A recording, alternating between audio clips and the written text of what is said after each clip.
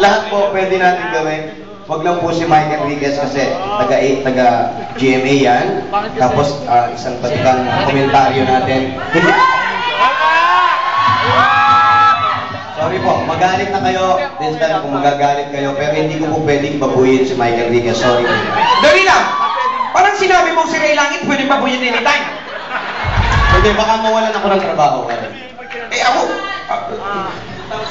dalawa pa yung ginaya ko. At least ikaw, hindi ako. 2,000 daw oh. 2,000 daw, Brad, gawin mo lang. Alam niyo mga kaibigan, kaya ko naman talaga yan. Asan yan?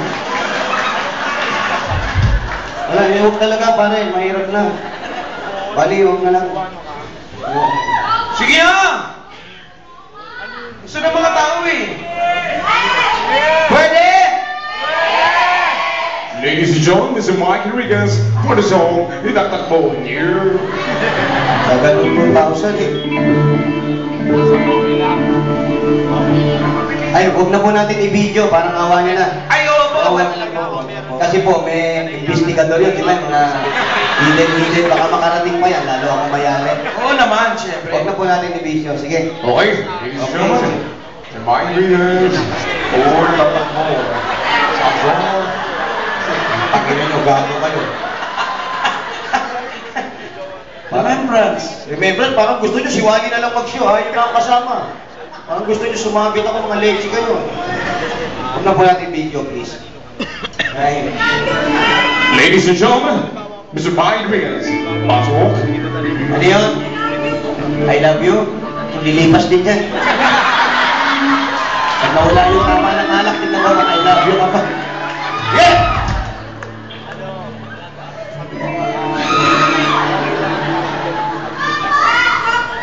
Utangin ako. Katakot nga yung bata, gwapo.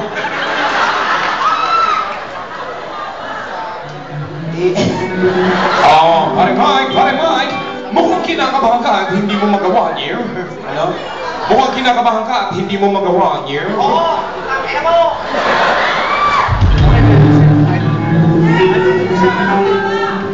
Mga kaibigan, nandito po tayo ngayon sa sirko upang magpalagat ng mga tao. I-request nila ang itang-tang mo. Pagbibigyan natin sila.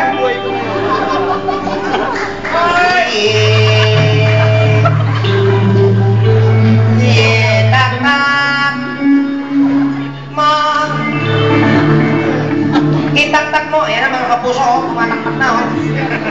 Kita-kita, itaktak mo. Itaktak mo, hindi kita tataktakan. Itaktak mo. Kita-kita, taka-taka-taka-taka-taka-taka-taka. Excuse me po.